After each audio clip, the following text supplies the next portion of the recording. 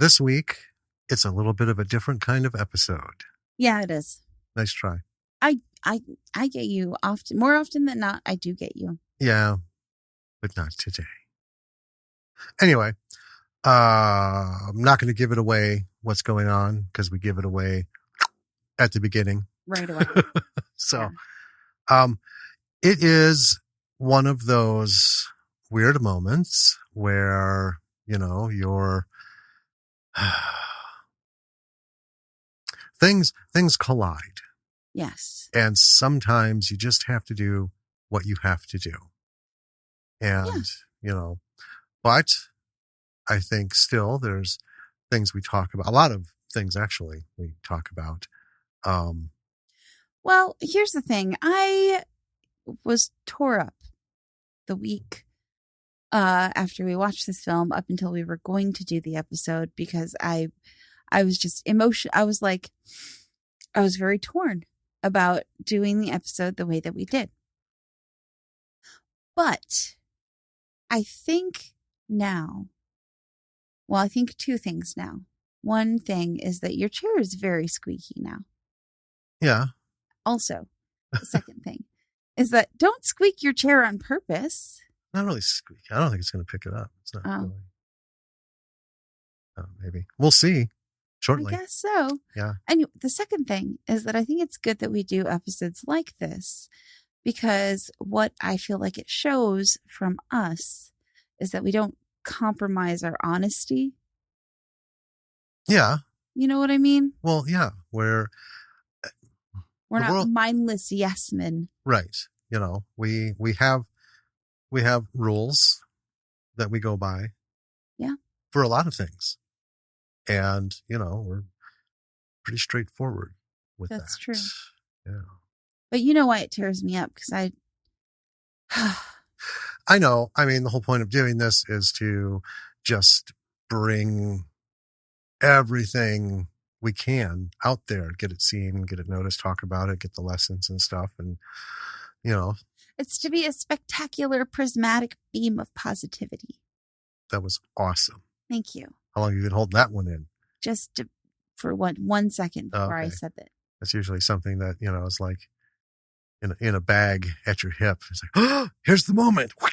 Nope, that was right off the dome. That's even more awesome. Thanks. Well, anyway, we talk about this kind of stuff, but we stick to our guns for better or for worse. People agree, disagree, whatever. So it's kind of the first episode of its kind. Yeah. Anyway. Anywho. I think maybe we should just get into it, and then everyone else will understand. Let's talk about it. Let's go.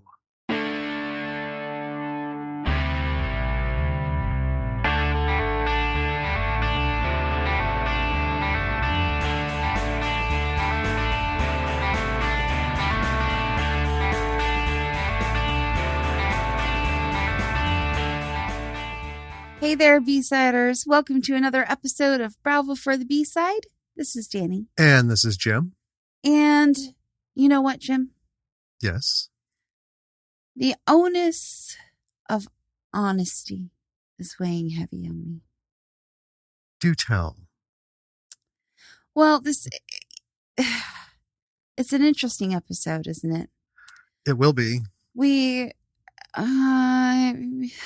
This was something that I saw on Twitter, and I like to, when I see things that are like indie films or, and especially this year, like female directed films. This wasn't, but No, but it was main character, female lead.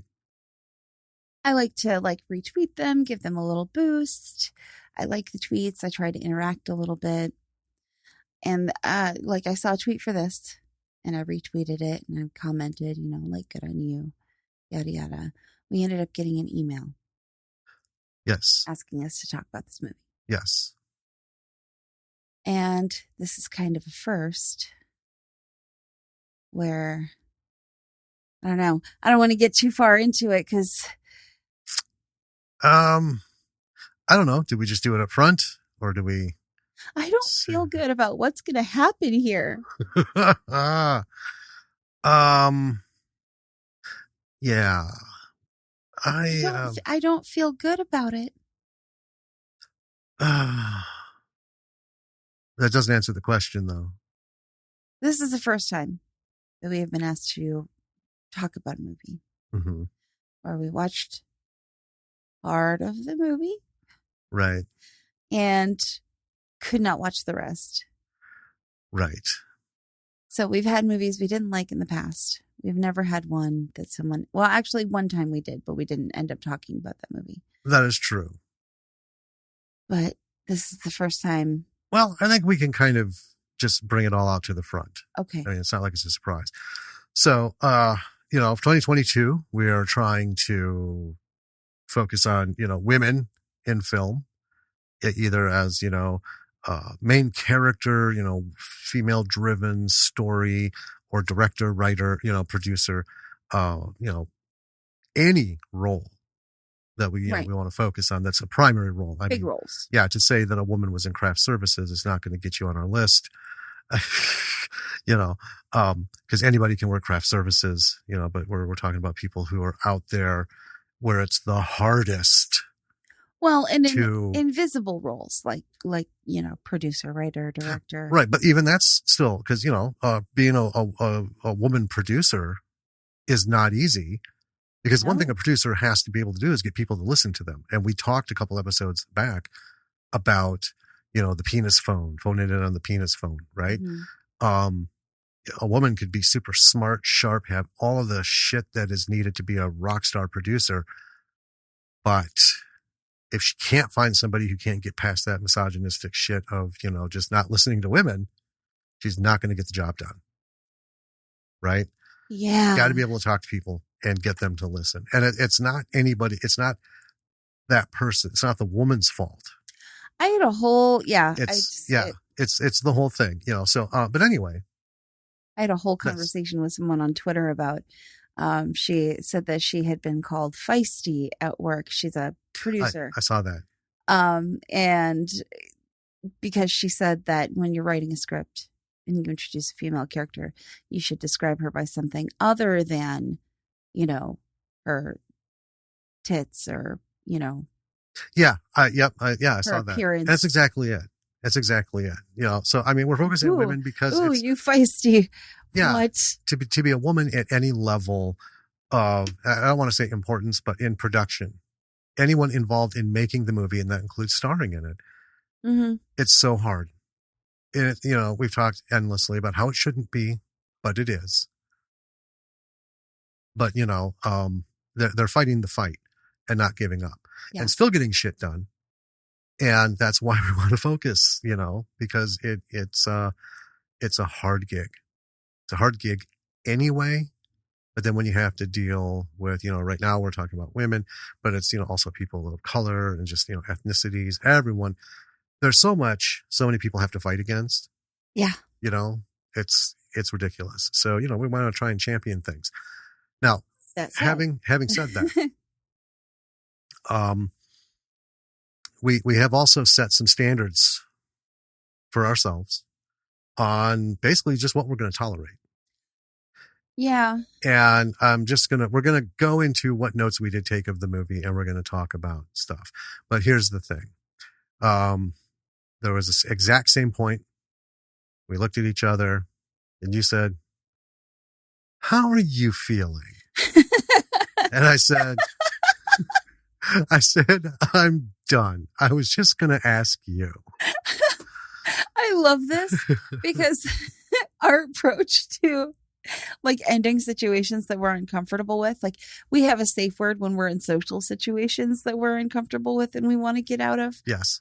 But when it's just us, you're usually pretty blunt, right? You'll be like, "I can't do this anymore. I'm fucking out." And I'm like, "So how you doing? What are your thoughts here?" Yeah. You have a much more gentle, sloped approach, and I am the rigid off the cliff. Just boom, I'm out. So here's what happened. Um, we've talked about this before. Things that we feel don't belong in film, unless there's got to be a truly spectacularly good reason for it. But then there are 10,000 different ways to portray it. So, within the first 25 minutes of this movie, we witness what is a long rape, A really long one. right? And then a super unnecessary attempted rape. Mm-hmm. And then there's one part where these two guys walk in and they're you can tell they're going to be the assholes of the scene, but they're in a bar to celebrate because the one guy just got off of a rape charge because of some technicality, and they're celebrating. And that was 3 too fucking many. Well, I didn't even catch that. It was just him being very like rapey behavior towards the main. Yeah, because he's a rapist who just got off, and they're celebrating Right. he's not going to jail because of some technicality. And then he had a lot of coarse, unnecessary language for the unknown victim. Anyway, we're going to preface this. We're going to talk about this movie, and here's the bottom line. I mean, we'll talk about what we saw, these things outside of it. But folks, if you have a film and it's full of rape, don't come to us. We don't want to see it. We don't want to waste our time on it. We've made our feelings on this very clear. The day has come where that shit needs to stop. Now, people might say this is an exploitation film. I grew up in the fucking 70s. I know exploitation, sexploitation, blaxploitation, every ploitation that was ever conceived that made that industry. And let me tell you, no. Exploitation films are not about unnecessary, rampant rapes. And we did this with Who's Watching Oliver. I can watch it if it feels like it's necessary for the story. Right. I have an example. Okay. That I want to bring up. Well, let's get into this. Well, tell us about the movie. Okay. We haven't even mentioned the title. No. So it's going to be kind of a short one, folks, because we didn't watch it, and we're going to be fair on some respects. I mean, there are, I think, some things that are good about this. There are. But when it comes to things like this, we will stop watching, period. And and if we find it ourselves and we start watching it, we'll talk about what we can, but we'll say we didn't watch all of it. Right. So we're just not going to. Life's too short. So here we go. So this week we took on Fountaine and the Vengeful Nun Who Wouldn't Die. It was done in 2021, directed by James Dean, written by James Dean and Louis Otero, starring Mallory Stern, Ron Clower, and Jacqueline Tripp. There was an estimated budget of this for $35,000. So that's it's so weird to talk about that number. I mean, $35,000 is a respectable budget for an indie film. That's about what David Axe said he puts into his movies. Yeah. Right. I mean, it is definitely small, but not everyone can go around getting $35,000 to make a movie. Right. Whether they have it themselves or they fundraise. Mm-hmm. I mean, it's a respectable figure. Right. And, going into the film, what we saw, you could see that there was some money involved. It's way more than a lot of people, just ask the boys at Pondo. Yeah. 35,000, I wouldn't know what to do.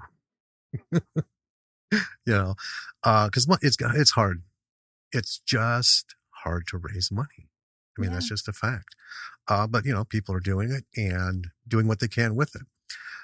So the log line for this bad boy is Mary, the maniac nun, must battle through gangs of thugs, a corrupt church, and even a few Nazis to bring her sister's killer to light and make them pay for her overdose. Now, that's a catcher.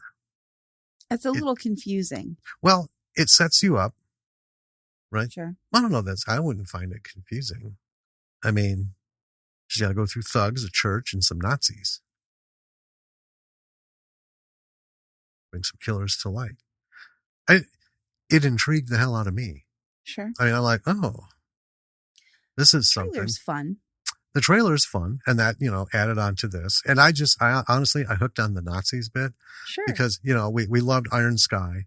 We have yet to see the sequel. But, Nazis on the moon. It's like, we're fucking sick of Nazis. We just don't want to see anything more with it. But Nazis on the moon, what is this all about? Oh, they make great cartoonish villains. They do. And that's kind of why I'm like, oh man, that's in the Spice Bowl. Yeah. What ridiculous representation are we going to get? I want to see. But we didn't get to that point. We did not get to unfortunately, Nazis. We will not. Now, do you want to bring us into this film? And let's go over what we did see.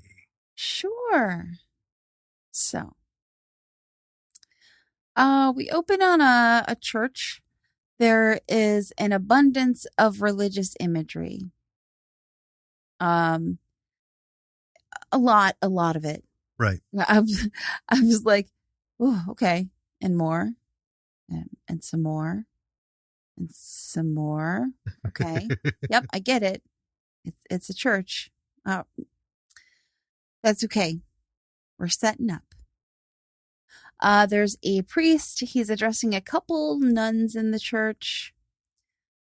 He's pissed that tithing and attendance is down. He's kind of a jackass. Well, I mean, yeah, he's a bit of a dick. Yeah. But that's a fairly common conversation in churches for a long time. Yeah. Yeah. He's telling them to like go out and round up some people who can come to church and give them money. Yeah. Fill those pews. Sure. Anyway, he puts on a cowboy hat. Okay.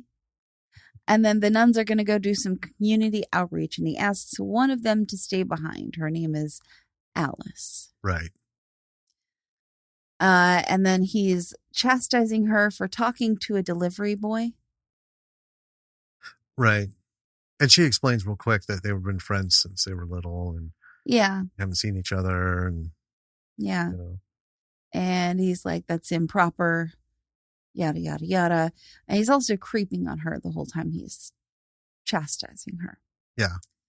And then I will say, the scene gets creepier and creepier, and the framing in this creepy scene is interesting. It's very sort of like disorienting and sickening as the camera is kind of like tilting and swerving around. Yes.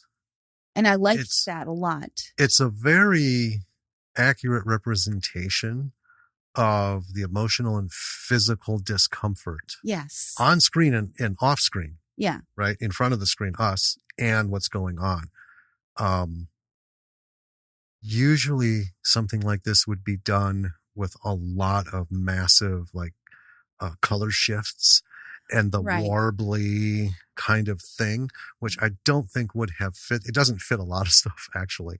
But yeah, this was an interesting, and if it was done because they didn't have the money to do anything like VFX wise, then it's a good thing they didn't have the money because that worked.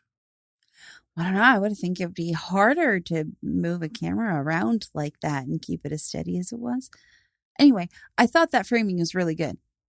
Yeah, that's what I'm saying. Yeah, it was good choice. A very good job of being extremely creepy and weird. And then he rapes her over the altar for like 5 minutes. Yeah. While preaching. He has this. Yeah, I stopped listening to what he was saying. Yeah. I think the pinnacle of it was the body being a temple.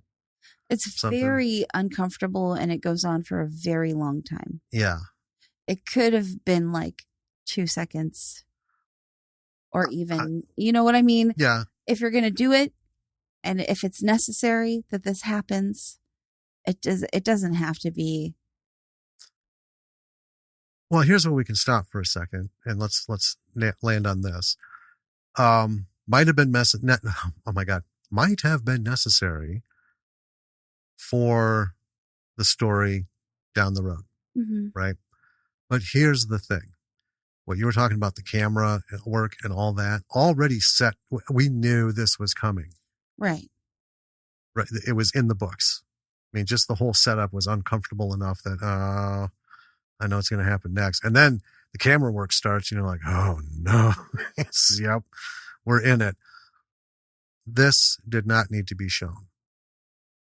It was not necessary to impact the story at all. I mean, I almost stopped. They're like, this is excessive, and it's not. I know this isn't actually going to do anything. This could have all been implied. It could have been implied, or it could have been, 1 to 2 seconds. Could have been her bending over the altar, lifting up her dress or her habit, and or then him doing it as he did to her and then cutting. Yeah, and then move on. But it just kept going and going, going and going and going, and that was unnecessary. So, up to that point, things were going pretty well. Technically, we're unfolding the story. We're getting to know, this guy who's apparently going to be a player in this. And then it just derailed, in my opinion, drastically, catastrophically. Because that actually put the knife in the heart. The next two instances were just twists that finally, killed it. So then we're in a dojo. Yes. Meeting Mary the Maniac Nun and someone else who got a flashy title name sub. Yeah. On there, but I didn't catch it. And I was like, oh, the grindhouse kind of thing.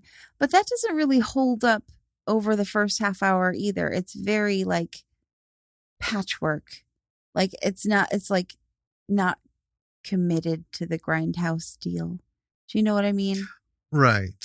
And well, I mean, because it wasn't really specifically grindhouse. Right. But interestingly enough, most exploitation films of every kind ended up in a grindhouse theater, because that's, Marcus Theaters isn't going to grab one of those up at any point and say, okay, we're going to go coast to coast with this bad boy. No. So it's independent grindhouses that showed all this stuff. So, 6 in one, half dozen in the other. So she's got an eye patch, Mary the Maniac Nun, and she's training in this dojo.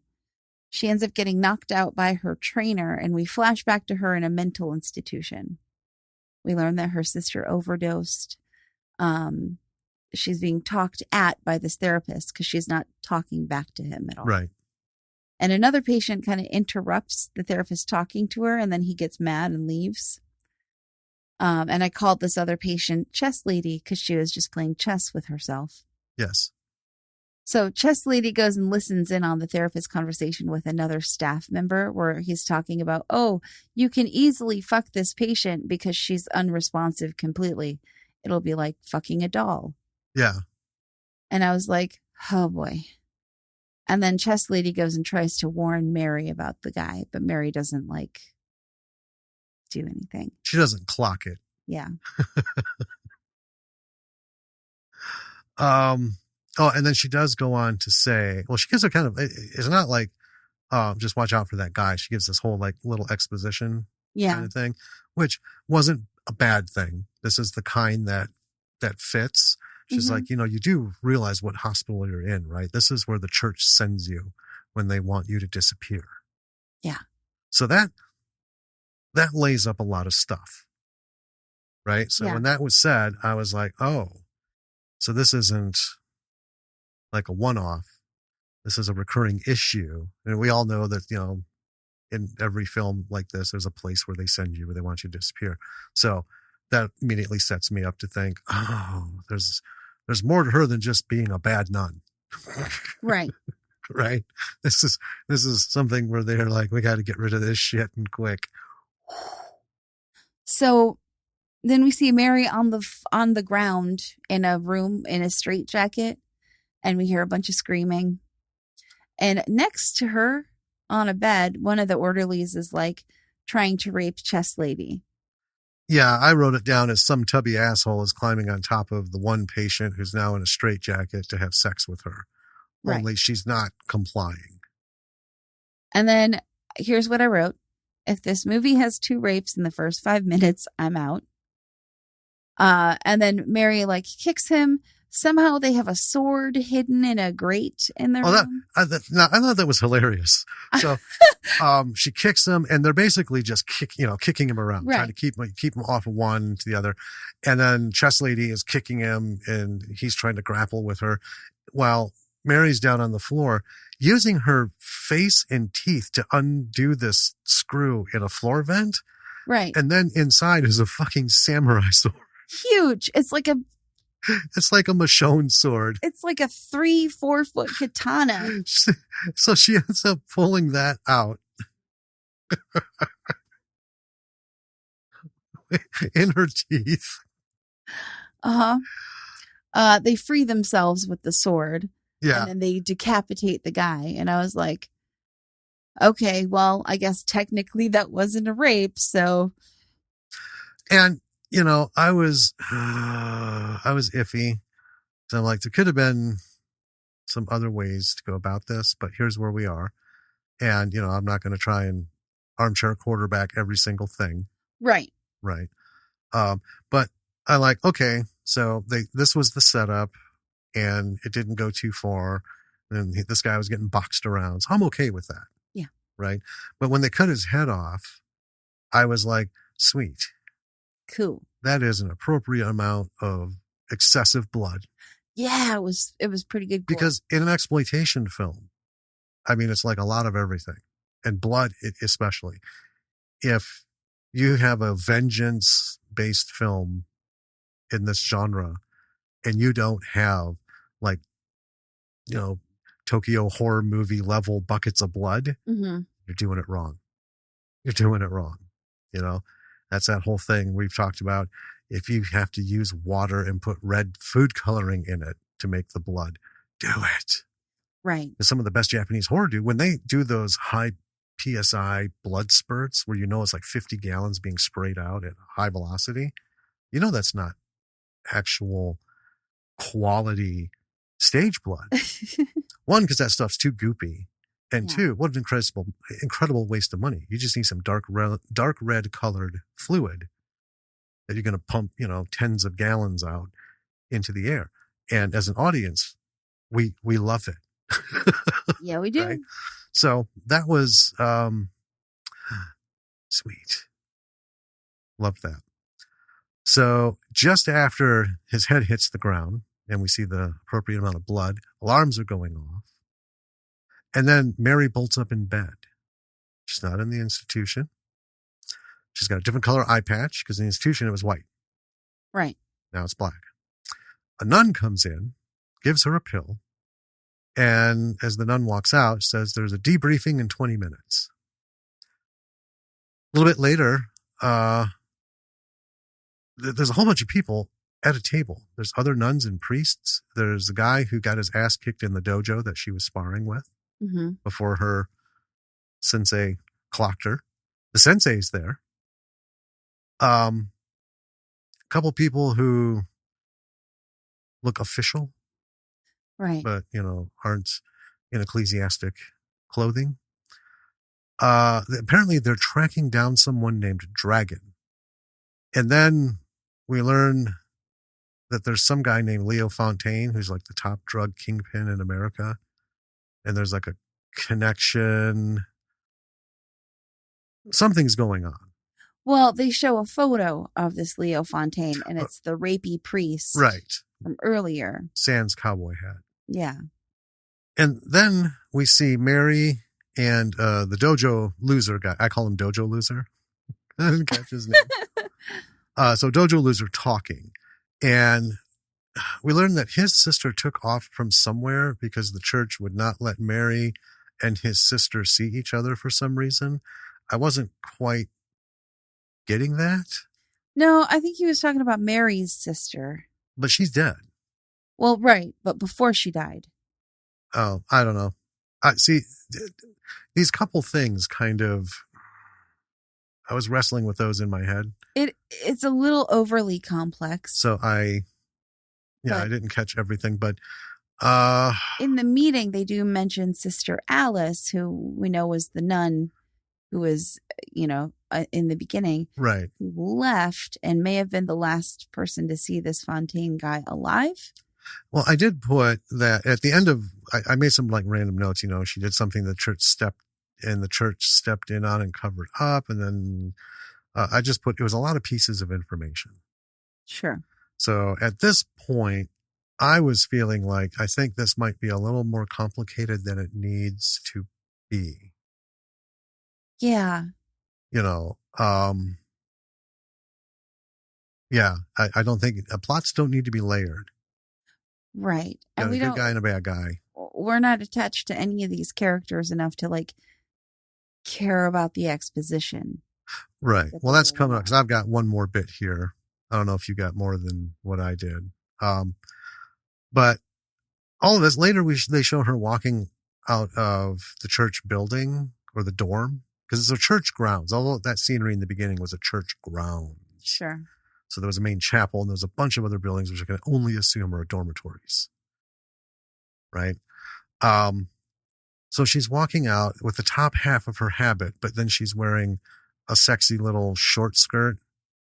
That's probably half an inch below the crack of her ass cheek. Right. Fishnet stockings. And we see her stroll into a bar. She's got a fancy eye patch on. She does. It's got a little bow on it. Yeah. I thought, everything aside, I love those little things.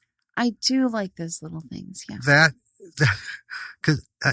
That shows an attention to character detail that major studios miss.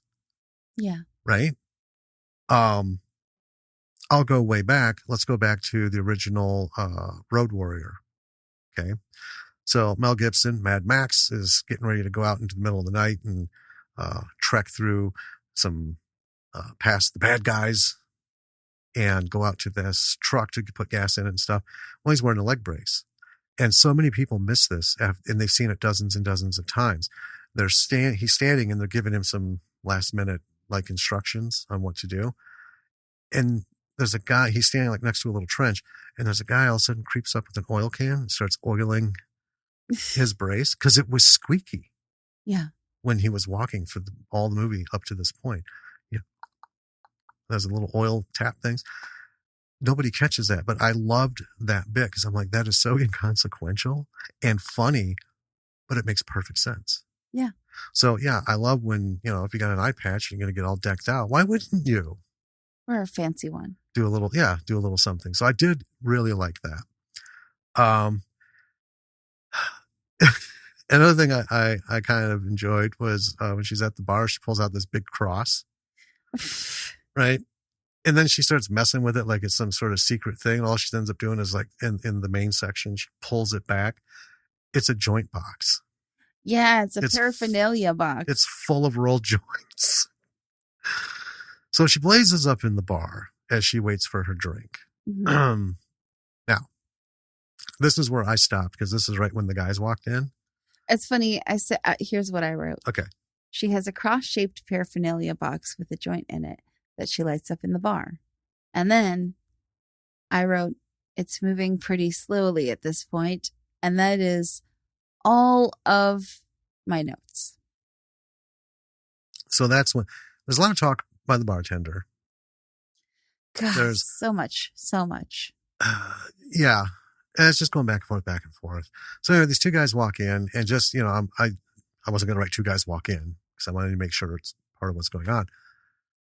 But they walk in and, Cheers style, they're like, hey, the bartender's, hey, and they're like, yeah, we're celebrating. So-and-so just got off a rape, just got a rape case thrown out and stuff. And the guy's like, yeah, dumb bitch. And that's when you turn to me. No, it was a little bit more after that. It was a little bit more because they started harassing Mary. Yeah, for no reason. Yeah. Just like all up in her shit. And then, yeah, that's when you were like, so. How do you feel? How are you feeling about this so far? Yeah. That's where we stopped. Yeah. Because, like we said at the beginning, so we had a rape, an attempted rape, and now we're mocking rape. Yeah, just can't couldn't. Nope. Sorry. Had to close the door on this because how many more? That's the kind of thing. Right. And, there are people who aren't going to think this is a problem, and that's fine. Everyone to their own. We think it's a huge fucking problem. It is like there's a hard line for us, Yeah. Even in things that we watched part of a documentary series on Netflix about this little town on the East Coast, and it was about a Catholic school. Yeah. And we got maybe 4 episodes in. Yeah. And I was like, I can't stomach this anymore. Yeah. It was less documentary than it was shock value, right? It wasn't moving forward with, we knew what was going on. Right. But they spent way too much time on what was going on. And almost in a couple instances, like, a very alliterative, Yeah. And it wasn't necessary. I was like, okay, no. So we stopped watching this, and we just won't go back because we're just not going to trust. This is just shit we don't care to see. We just don't care to see it. Yeah. Now, I'm sure there are people who like this movie a lot. There are a lot of good things that I saw in the half hour that we watched. Well, right? Yeah, we talked about, so some of the camera work we talked about already, right? It was pretty solid. Yeah. The opening Sound sequences, excellent use of drone work obviously. Oh, yeah. Because, everyone's using drones, and I think that's perfect because drones are the most inexpensive way to get those high-priced boom shots, and nobody in indie film can afford a full-on boom unit, Well, and you need drone shots to look great. They do, and they did, and they were, tight. They weren't just like random and meandering. They were purposeful. They were there. Yeah, it was well done. I know you thought the costuming was good. I did say the costuming was good. This was not Velocipaster where they got fucking underoos, and a muumuu. Yeah, pajama onesies and a muumuu to pass. Yeah. As ecclesiastic clothing. The habits were they were very well done. They're multi-layered like they're supposed to be. The one priest Fountaine, that we saw, what he was wearing was appropriate. Yeah. Right. Except the cowboy hat. Well, curiously enough, that's not an anomaly in some areas. Sure. No hats in church notwithstanding, some people do it. To each their own, right? With exception of the mitre. Mitre doesn't count as a hat, it's a mitre, and it's part of the uniform. But anyway, I liked what they were doing.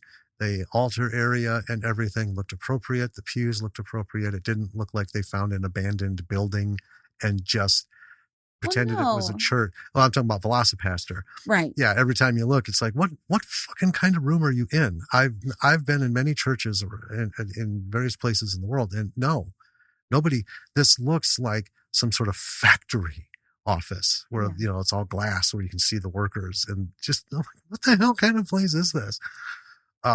This movie was not like that. No. The other locations, like the other scene locations besides the church, seemed pretty minimal. Right. You know what I mean? There wasn't a whole lot of extra going on for set dressing for those pieces. It was kind of like a room. Let's do what we can with it, but it got the point across. Well, and like the church related stuff seemed pretty utilitarian. And I bought into that because, most churches, less is more. The only point up to this that was a little wobbly was the sound in the bar. For the most part, it was pretty good. Mm-hmm. Like the boom mic was right there. But then there were, I think, a couple pickup shots or secondary shots where it just wasn't in the right place because the bartender and Mary were talking, and it sounds like I'm talking now. And then all of a sudden the bartender, it sounds like this. Right. And then it's back to this. That's not uncommon. And I don't fault that No. because it's just like, is what it is. But if the whole movie had been like that, we've been railing on it because that's our biggest thing. Right? Yeah. Sounds super important. Use a crap camera, get a good microphone. That's just so important. Yeah. And they did well. Yeah. Now we gave it about a half an hour. Yes. And then that's when we shut it off. I feel like there could have been more character development because at this point, Mary's in the bar and I don't even know if I'm rooting for her. Right? Right. I don't really care about her. My cautionary... And I don't know why I should care about her. Because we didn't really get anything from her. She's very caustic. Yeah. She's just a bitch. Right? Yeah. Now, I'm not saying that in an insulting fashion. I'm saying that's just how she comes across, and that's the way she's supposed to be, I believe. She's consistent. Yeah. There was a small scene where she was sitting in the church and a little girl came in with her mom. And we didn't talk about this. I have it in my notes. Right. And the girl's name is Teresa, and evidently that was Mary's sister's name. But Mary's really sweet to this little girl. And it's the only moment in the movie where she's kind of sweet. Right. And I was like, if there had been just like a couple more of these where I could have connected with her a little bit. I think that would have been just fine. Just that one scene. If we had been truly introduced to Mary. Sure. They're just like these random moments and she's in an institution and a thing. And now she works for this like super pseudo secret government organization that has, at this point in the film, we have no idea what they're all about. But I feel like if you're going to have a caustic asshole bitch character, male or female, you've got to give us something in the upfront. I hate these are my most unfavorite movies when I get that kind of character and it's like at the last fucking minute we learn why they're such a dick. Right. I don't like that. I want to know right away what made this person like this, because if I got to watch this I have to understand why I should tolerate it and why I should be rooting for this person. Right. That we didn't get that. We could have foregone a couple of scenes and use that time to introduce us to Mary. I'm not a fan of the patchwork build character development. Well, and it was a patchwork film. You know what I mean? Just in terms of storytelling, it was patchwork storytelling. Yeah, it was just sudden bits of information. Now, in an exploitation film, I will concede, not a lot of story, not a lot of sense. It's almost like watching porn. I don't care why the car broke down.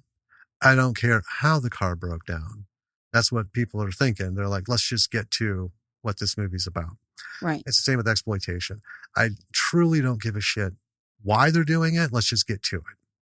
Let's just see the blood fly and stuff. So here's two things that could have been different. They could have followed that formula perfectly and just like, bam, this happened. Bam, this happened. And now she's just crazy ass. Mary, the maniac nun, is out to tear shit up. Well, that's the other thing. And leave it alone. She is introduced as Mary, the maniac nun. And we have this one scene of her.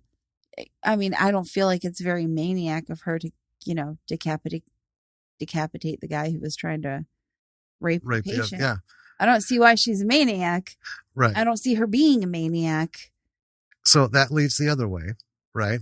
So like I said, we could have just forgone all this bullshit, had one instigating instance that lasted like 60 seconds, and then 2 minutes of why that made her mad, and then the rest of the movie go. Because that's what exploitation films were. Yeah.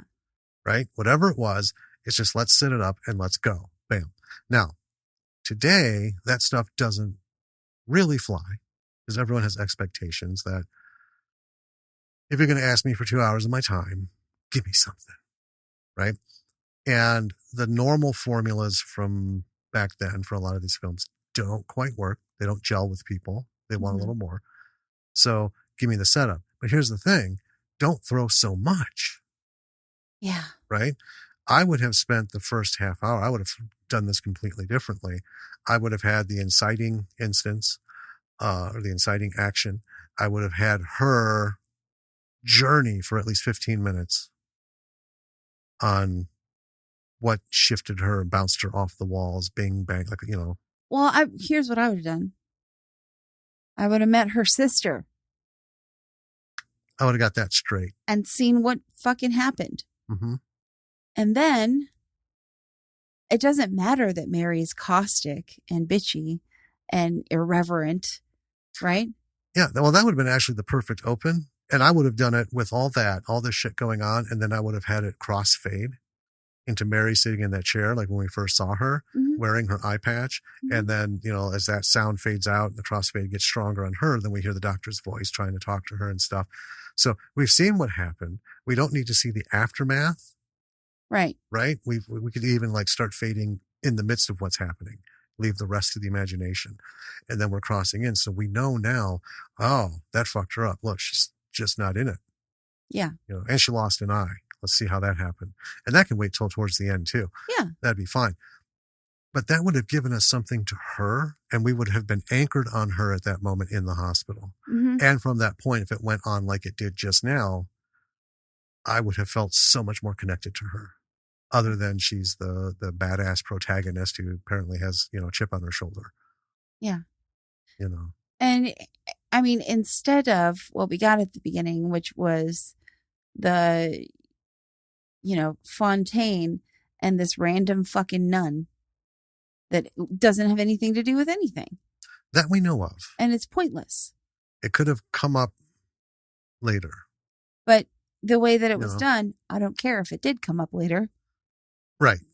Because I didn't get that far. Yeah. And it just didn't serve. It did not. Now, on that point, let's talk about that. So we talked about it with Who's Watching Oliver. That was completely unnecessary. That whole movie was unnecessary. It was just a fucking dumpster fire. The technical aspects we argued could not be diminished. Technically, they knew what they were doing. But what a shit story. We just don't need that stuff anymore. We don't need it. No. Anyone wants to argue? I'm not in the mood. My mind is made up. We are past the point where we need to see brutality against women in any form. Brutality against anybody because of their sex or their orientation or their color or their language or anything. We need to fucking quit making that a point and focusing on it. Let's move on past that shit. I mean, don't we see enough of that in the real world? We're seeing it in the real world. Why do we need to see it in fiction? I mean, this whole thing with Ukraine and everything that's gone on over there since the fucking 90s, where there was attempted genocide and stuff. I mean, I don't even want to get into that on this podcast. But, right, there's enough shit and we know what's going on. And I just read that some kid was arrested in, I don't even know where, because they got him on video throwing cotton at a black student and then whipping him with a belt before people stepped in. Oh my God. But he's not guilty. They're still investigating because he's a minor. It's a very complicated situation. I tell you what, people. They have him on video doing it. Here's what we need to do. We need to stop fucking making kids like the tabernacle of fucking innocence and shit. When somebody does something heinous, I don't fucking care if they're how young they are, how much they didn't know, what their parents are like. Fuck you. Pick that little fucker up, stick him in a fucking cell, and let him sit there for a fucking week by himself, shitting his pants, because that's what's going to teach him a lesson, not naughty, we caught you. We're going to make you wear an ankle bracelet for a month, and then you have to go to meetings for the next year and promise never to be an asshole again. Yeah. These are the fucking kids that'll change them. And they're the ones who end up going, killing 50 at a fucking time with mass shootings and shit. So anyway, we don't need this in film. Okay. We got enough bullshit in real life. What I would like to see in film, I like to see true art represented in that I'm going to present you a situation and you're going to come away with it without seeing it. You're going to know and feel the atrocity that just took place. I can buy that. Yeah. I'm invested in that, right? Thank you for having enough faith in me as an intelligent human being to interpret what you're portraying to me. But if you're going to spoon feed me a rape, Steer the fuck clear. I don't want to be anywhere near it, and you don't need to be anywhere near me. Now, with that, because we're talking about it, there are instances where that could be necessary. Right. So I'm going to talk about a movie called The Accused. I can't remember the year. It's way back. Jodie Foster, Kelly McGillis. It's based on a true story. Folks, if you hadn't heard about this, I suggest you watch the movie because it's about a woman. It was a very famous case. A woman was in a bar, and it doesn't matter if she was loose, if she was whatever, right? It was a woman in a bar who one night got slapped up onto a pinball machine, and 5 men raped her while the entire bar watched and did nothing. Did nothing. And the movie, I mean, that's the event, but the movie is more about the ridiculous fucking struggle she had to find justice. People wouldn't talk. There were no laws to cover this kind of stuff. There was this and all that. And we didn't see it till towards the very end. So the movie begins. Jodie Foster's running out, her tits flapping because her shirt's all ripped and stuff, in the middle of the night, just running out, screaming, running to nowhere. And then we fade into Kelly McGillis. She's a lawyer, and then how this all comes to be. We follow the path during the end in the court testimony. Then we see her up on the table or on the pinball machine, and we see guys taking turns on her. But it's not like this movie where they're just actually showing, bare ass to bare ass, thrusting, pumping, doing all this and that. I mean, we know how people fuck. And if you don't, well, you will one day. There's only one person in film who does not know how people fuck. Leave Tommy alone. He tried so much. Anyway, though. He tried so hard. Anyway, so they did show it, but it was just like flash scenes. It was more of her face screaming. It was people laughing, and it was kind of like some distant shots. It was super uncomfortable. And I remember the first time I saw it, I was a young man, and I thought, God, I don't like this at all, but I get it. Right. I shouldn't like this at all. I should be made to feel uncomfortable, because as angry as I am up to this point watching this movie, seeing her get fucked over and fucked over and fucked over by the law and the courts and all the bullshit, that just like cemented. This isn't a movie to get pissed off about. This is a movie where you need to feel true empathy. Yeah, I think there is absolutely, and I 100% agree with you, that there is art that should make people uncomfortable, and that is the point of it. Right. Well, this being a true story, I think it was absolutely necessary to depict the horror of what went on. Rape is horrible enough. Mm-hmm.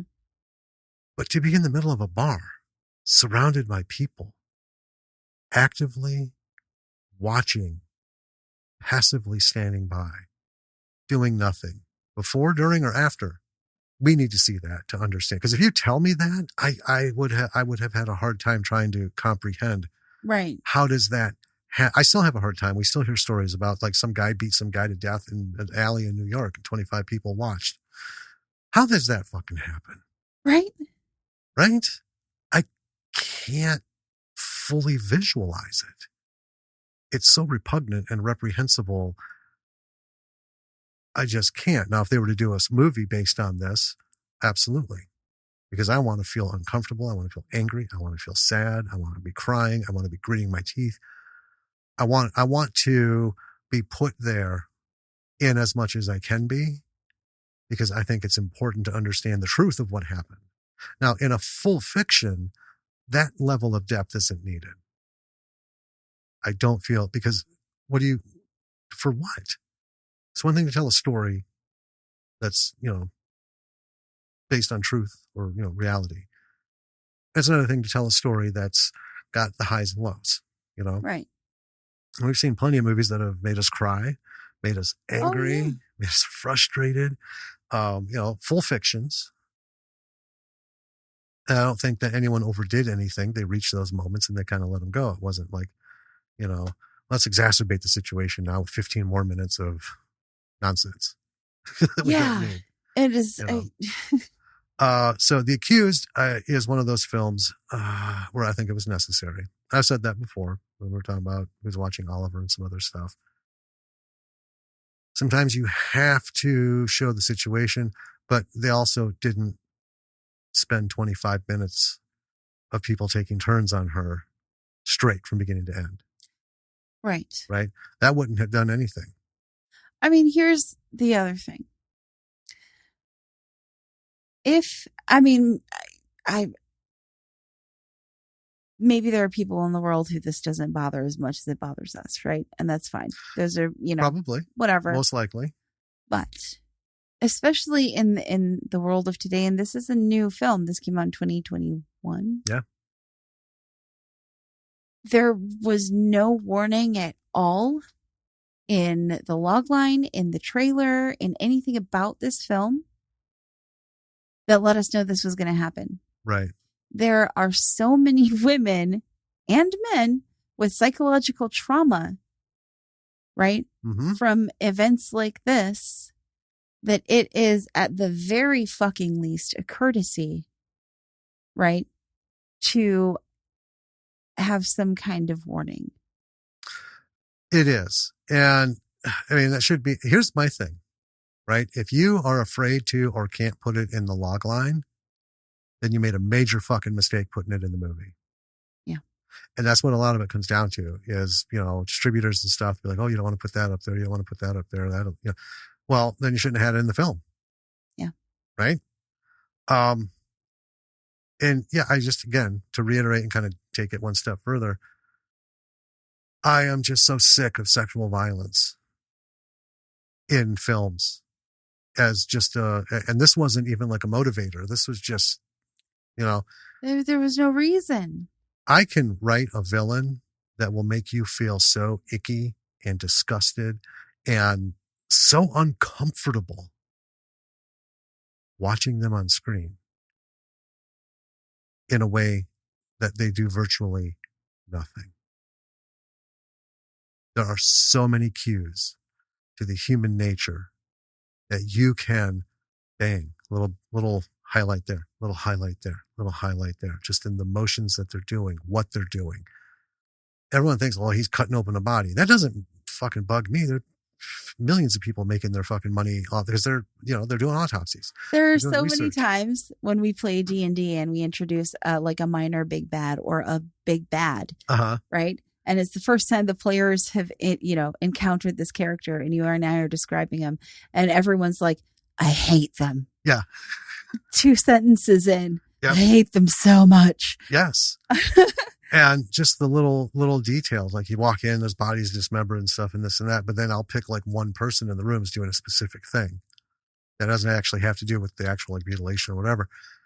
And you guys are just, the fire just lights up and you guys whispering to each other, this is the first one to fucking go down.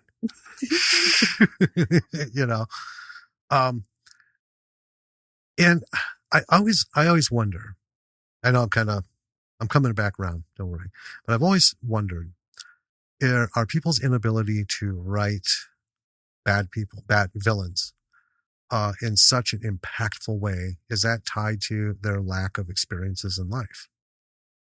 I don't know. Well, because here's the thing. I know I can think of the stuff I do because I have seen and experienced some heinous shit.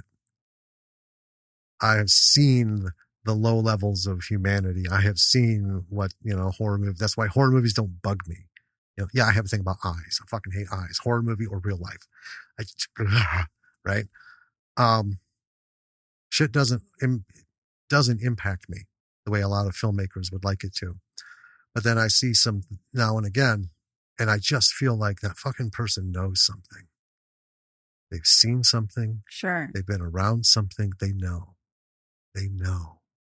And I just have always wondered are there people who just, because hopefully a lot of people don't go through life experiencing that shit.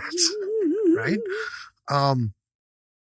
But Fountaine, I could have made him to the point where you were getting like throat vomit.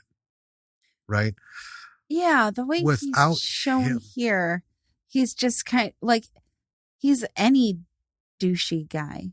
Right. There's nothing special about him. He's just, he's got no morals, or his morals are twisted and dark because he's a man in a position of power, because a priest is over a nun, Mm-hmm. right? You could be like the lowest level priest, and even the, head of the convent has to go, yes, Father. So it's a power play. He's any generic douchey rapey dude. Yeah, in a position of power. Sure. Right? Which is old, tired, and boring. Well, I mean, that's what rape's really about, isn't it? It's not about lust or sex. It's about power. It's about power. And anger. I want to see somebody who just, you're like, oh, looks like he's an ice cream vendor, but I can see it and smell it underneath. If I so much as bitch about a sprinkle, I'm done. Well, yeah. I love those feelings coming from the screen, because that's somebody who wrote, that's an actor who took it and was like, yeah, I got the notes, and they all put it together, and the director's like, showtime. I guess my advice, so my lesson, 2 lessons here. 1, forget the sex stuff. Okay? Sure. We've talked about this, like refrigerating people, right? Quit killing the good guy's wife, girlfriend, whatever, to motivate him. Jesus Christ. Be more creative. Right. Right? I think it's time to start saying it plainly. There's a lot of people who are not writing at an acceptable level. It's cheap and it's done. Like, it's done. And here's the thing. If you're going to do it, because we've talked about it, you can't keep inventing new shit. There's only a limit, right? Yeah. But true artful writing is taking that thing that everybody knows about and everybody's done, and I hate to say making it your own, making it new.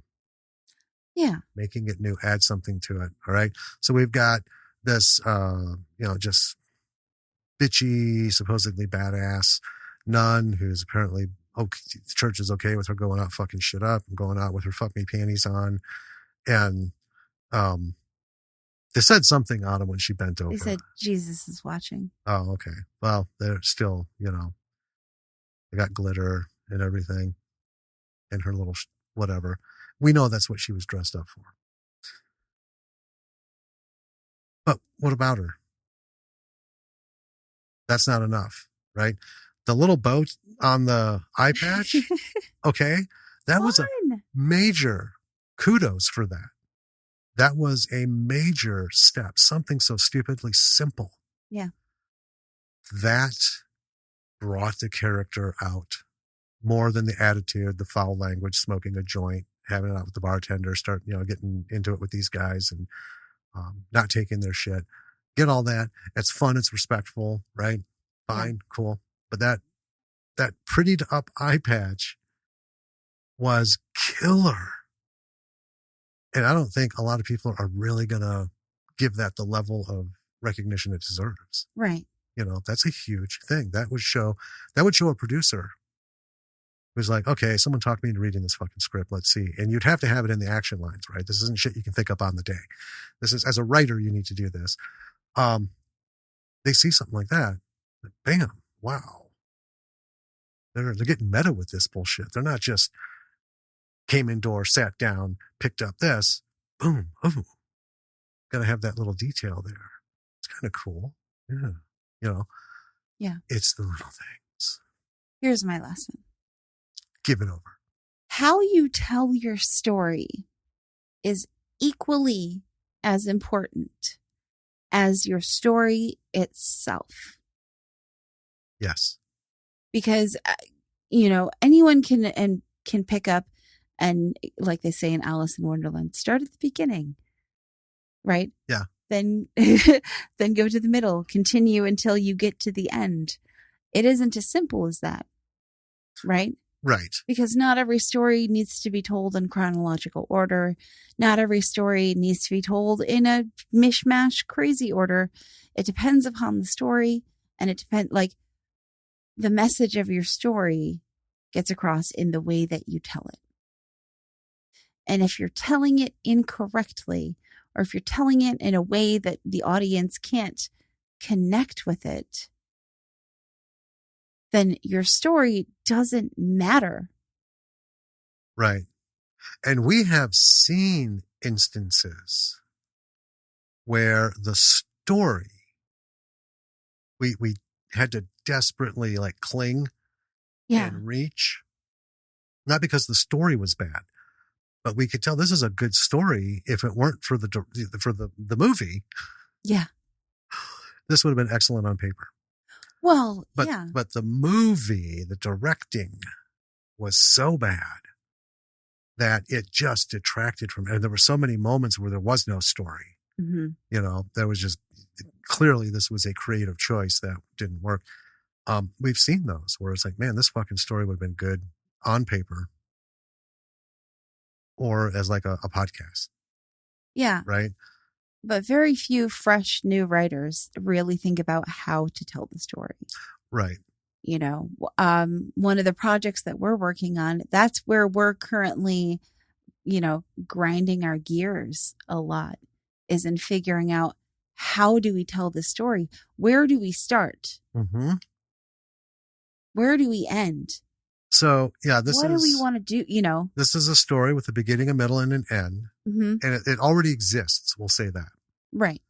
Now, we want to tell this story, but you don't always start the beginning of your story at the beginning of that story.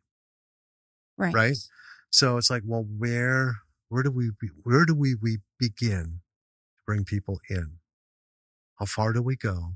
When do we go back? And if we do, when do we go back to this beginning before our beginning? Right. Is it relevant? You know, Yeah. How much of this could we parse out in what order to be impactful, to not just tell what happened, but make people care about what happened? Yeah. Right? Because we don't have 25 years. No one's going to sit in the theater that long. Right. Right? To see it unfold in real time. And that's a thing a lot of people struggle with. And there's a lot of hits and a lot of misses in that. Mm-hmm. Kind of like a biopic, if you will.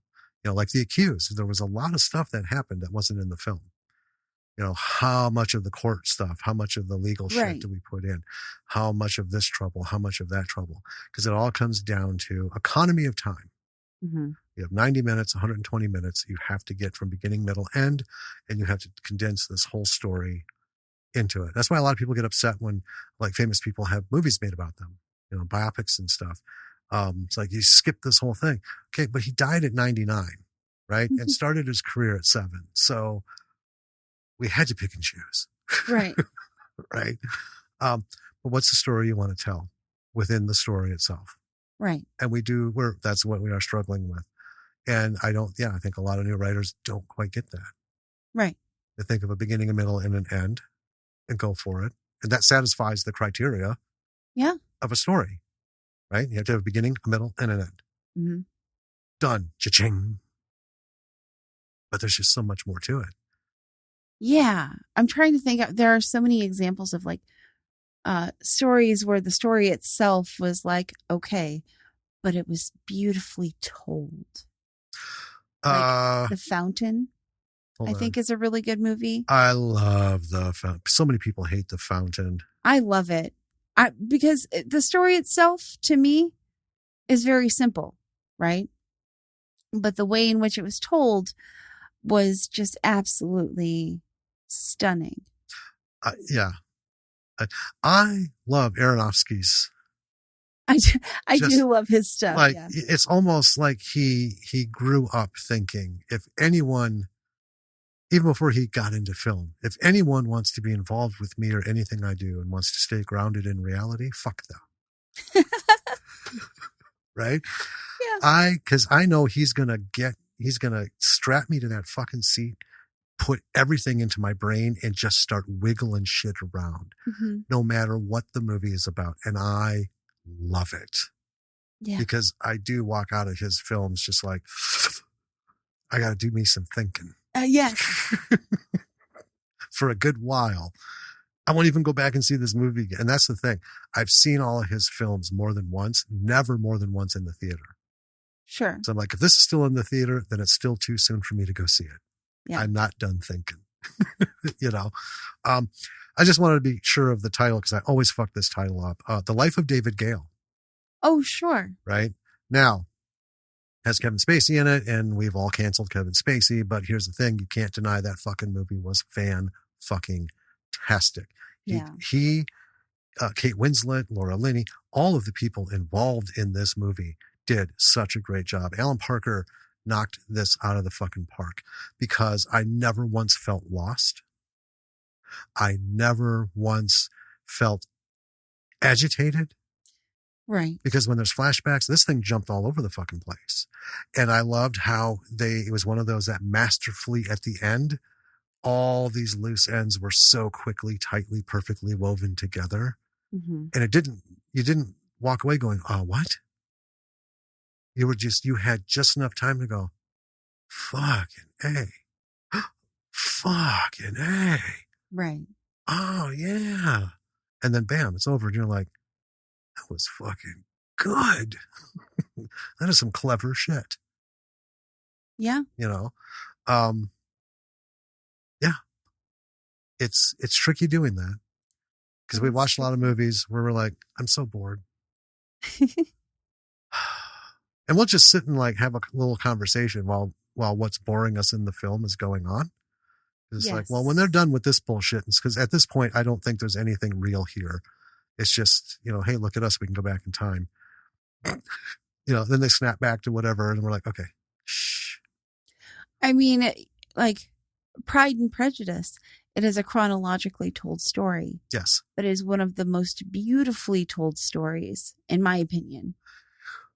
What makes it artful is it's not, see, that's the thing. Pride and Prejudice is not a story. It is several stories. That's true. All running parallel to one another at the same time, at the same speed. And they have done such a magnificent job weaving that in. You bounce from one to the other and you don't feel lost. You just get the sense this is happening at the same time or at the same speed. Might be a couple days. Because, period pieces like, even like Downton Abbey, they do these cuts and then you're supposed to, they're assuming that well, it would normally have taken like 5 days for this to happen for the last time we saw one another. Problem is they all mostly dressed alike, Right. Tweed suits are tweed suits. Dude dresses the same every day. I don't know what fucking day it is. Got to wait for a woman to walk in because, here comes Mary. Different outfit. So we are, well, no, wait, because they change outfits like 10 times a day. Hold on. Here we go. Yeah, someone's got boots on. Different little cues like that. Right. But yeah, that's just how you tell the story is as important, if not more important, than the story itself. Yeah. I think it is more. I think that's the first thing. How you tell the story is what's going to get people in the seats or not and stay there, right? I can think of a lot of things out there. There's a lot of things we saw documentaries on. They're great stories. And for a documentary, yeah, this is cool. But if you were trying to dramatize this and get me like deeper into it, the actual events, not the, investigation and stuff after, you're going to have to do a lot better than this, right? Let's look at Henry. Yeah, because I was going to say American Psycho, which is an awesome lesson in character development and exploration. But let's talk about Henry. Portrait of a Serial Killer. Oh, sure. Right? That fucking movie.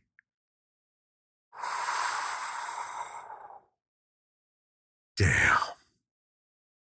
Beginning, middle, end. And they use every second.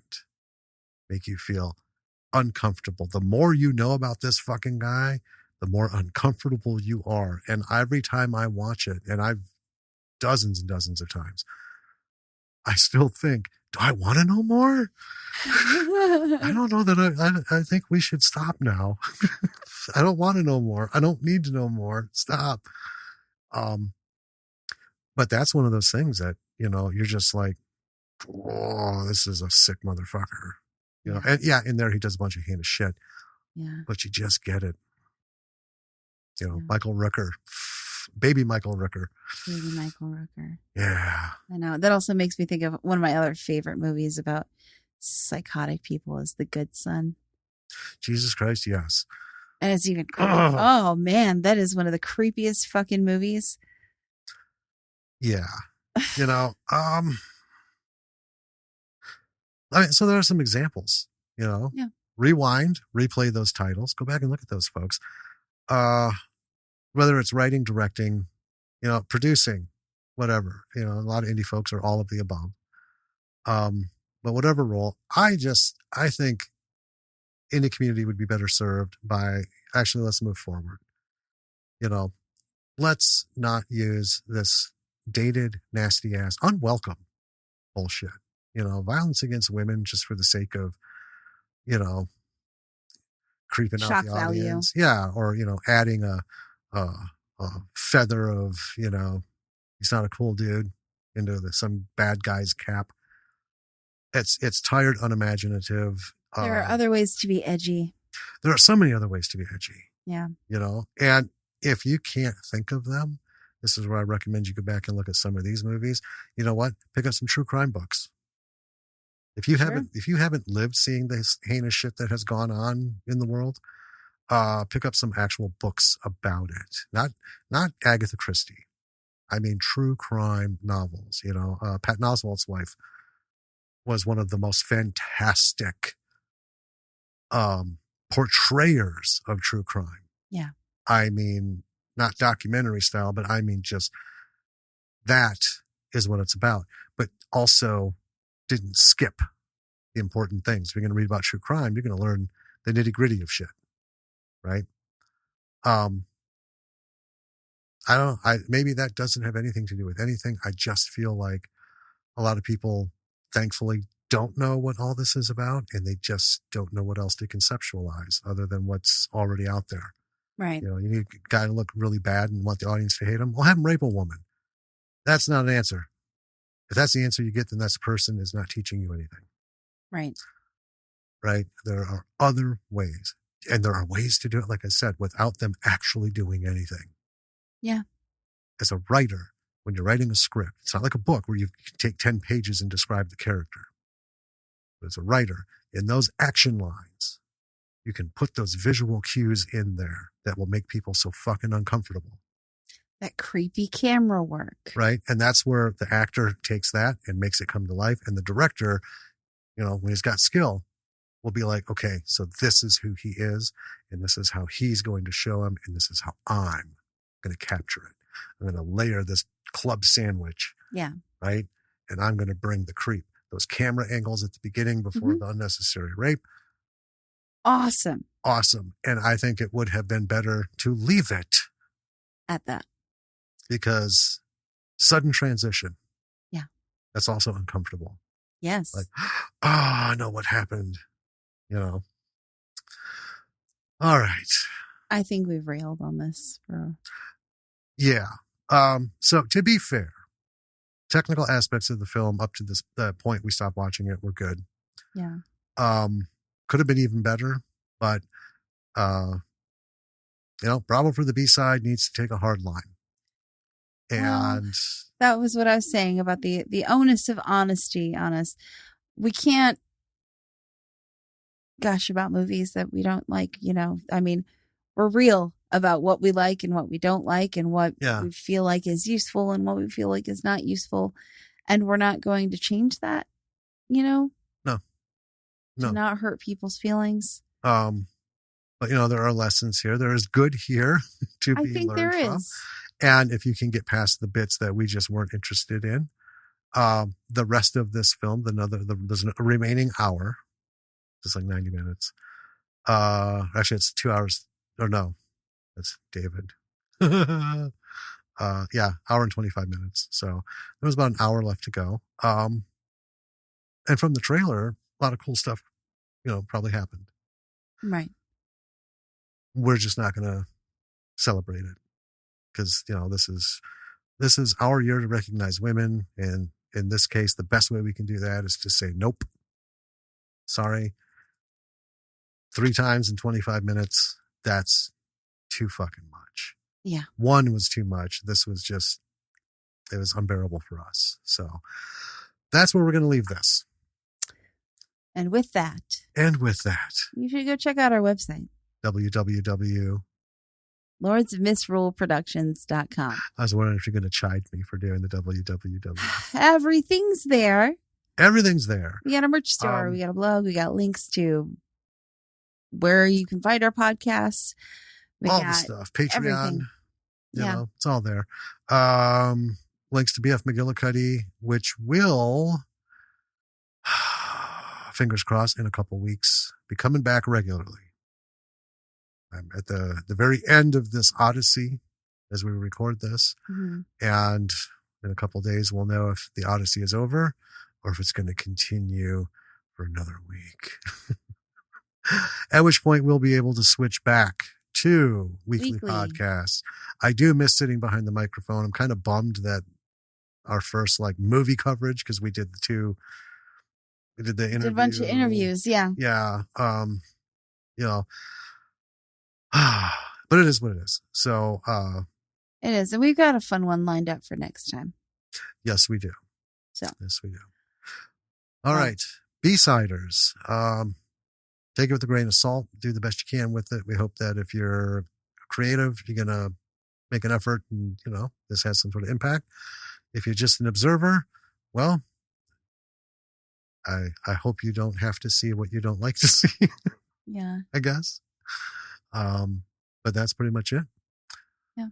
And if you were involved in this film, we're sorry if what we said hurt your feelings.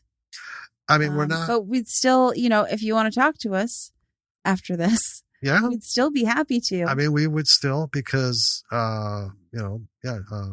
James reached out.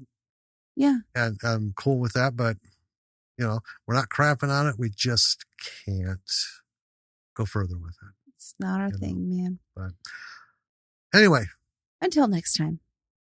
This is Jim. And this is Danny. Ooh, creepy. Being creepy. We will talk to you soon, B-siders. Bye.